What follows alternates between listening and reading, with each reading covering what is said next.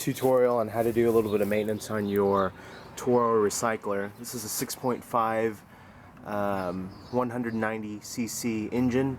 It's a recycler. If you ever want to find out where your model number is, you can always lift this up and find this. So this is a 20064, and this is in 2008 that it was made. What we're going to do is we're going to replace the oil. What we're going to do is just open this up and tip it over and put it in the drain pan. Other folks end up doing it from the bottom, and I'll shoot a video here in a bit and show you where that portion is. You need a 3/4 inch socket to do it from the bottom. I don't really see why people do that often from the bottom, but this is a lot easier way because all you have to do is just tip it over. So I'll show you how to do that.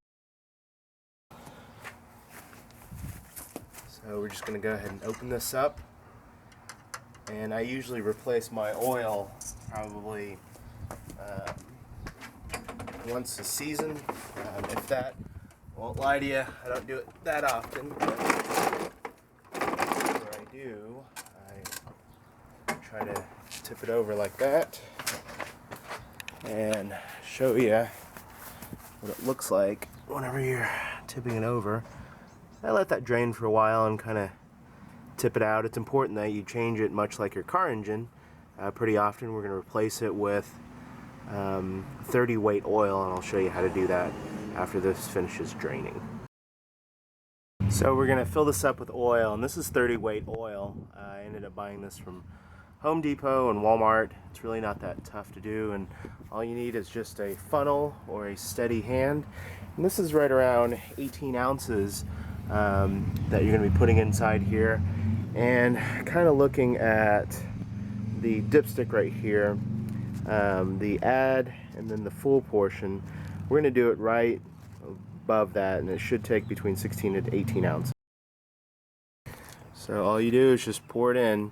And what I like to do with this type of oil is usually go about 3/4, put in the dipstick, and then measure, and then just check it out so you don't overfill. So to check this, I usually put in the dipstick and close it so that it gets to the very bottom.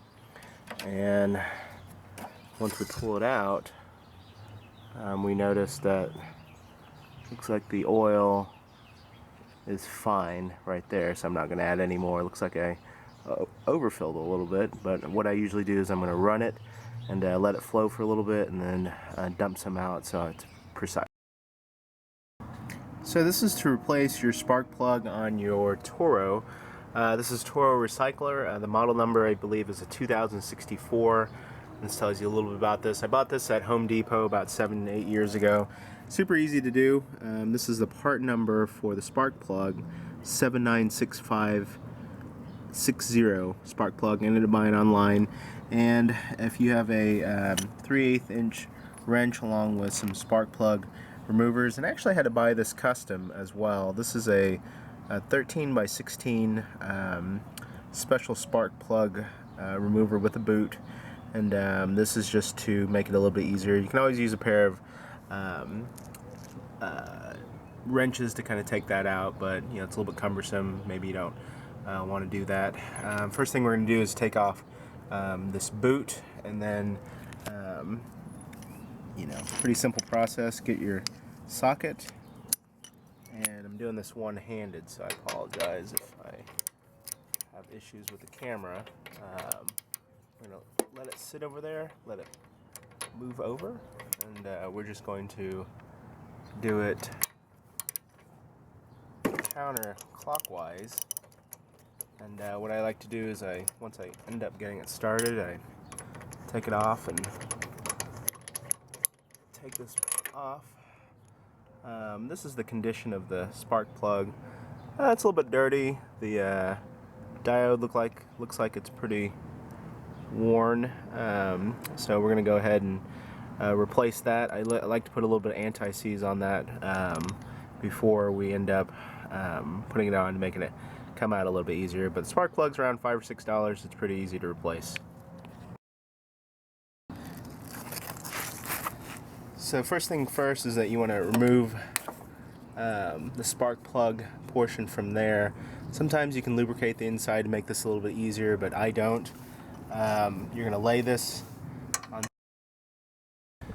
to replace the filter. It's located on the side of the engine right here, and you're going to have maybe different variations depending on your type of mower, but we just need a flathead screwdriver. And I actually don't have a new filter here to replace, but I wanted to show you anyways. What I like to do is I like to check out the condition of this, and if you notice there's lots of bad grass, and I'm going to get a compressor here in a bit to blow all this out. May just go ahead and buy another one.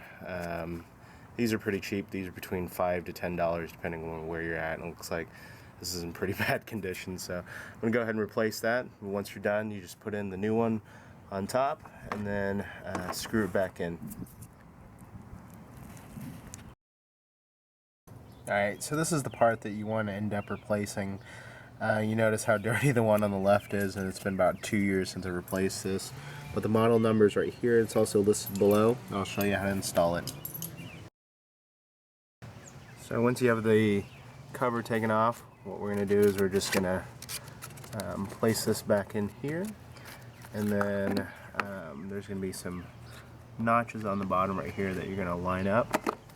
And then I want you to put that back in and screw that back in.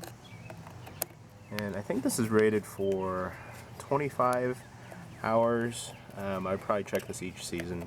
If you mow once or twice a week, then changing it each season is proficient. So I hope this helps.